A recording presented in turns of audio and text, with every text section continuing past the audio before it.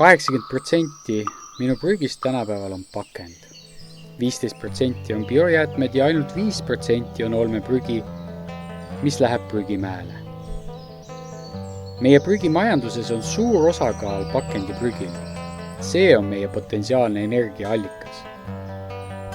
Selle asemel, et kütte energia saamiseks meie kallist loodust või ehitada siia tuumajaama, saame me kasutada ära oma prügimajandust.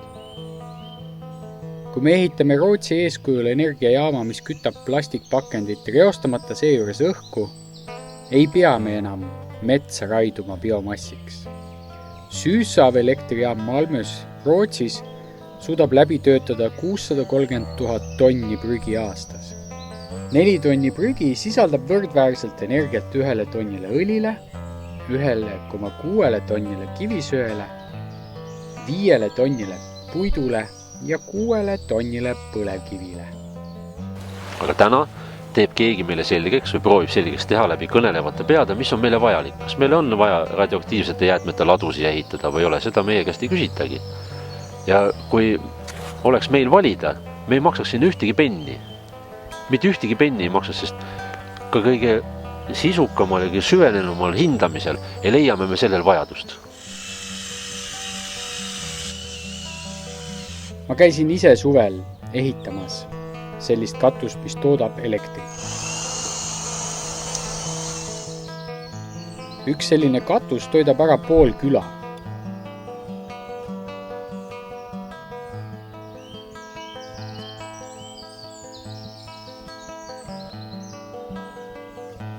Aga selline põld katab ära 80 majapidamise energiavajadused.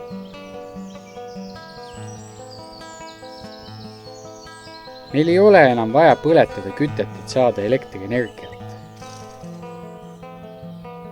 Aga kui niimoodi teha, meil on see on ahi, aga kui ahjus ära kütta paberi, siis on ära nõusatud näiteks.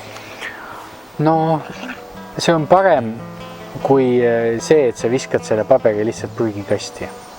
Sest kui sa prügikastide viskad, siis ta lõpetab kuskil niimoodi prügihunnikus metsa all. Jaa. Sest paberi tootmiseks kulub väga palju puitu. Aga on olemas taaskasutatud paber.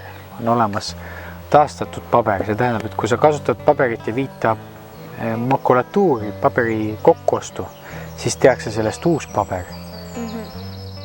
Paberi kogus, mida saab toota 1 hektarist kanepist, on võrdväärne 5–10 hektari metsatootlusega 20 aasta jooksul. Selle põhjuseks on kõrgem tselluloosi sisaldus kanepivartes. Tselluloos on peamine paberi tootmise komponent. Kanepivarred sisaldavad kuni 85% tselluloosi, võrreldes puidus sisalduva 30%-ga.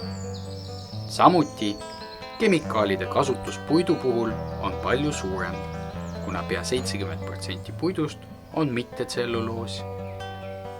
Tuleb arvestada ka faktiga, et puudel läheb tarvis 20–80 aastat, et sellest saaks toota paberit. Kanepi puhul piisab 4 kuust.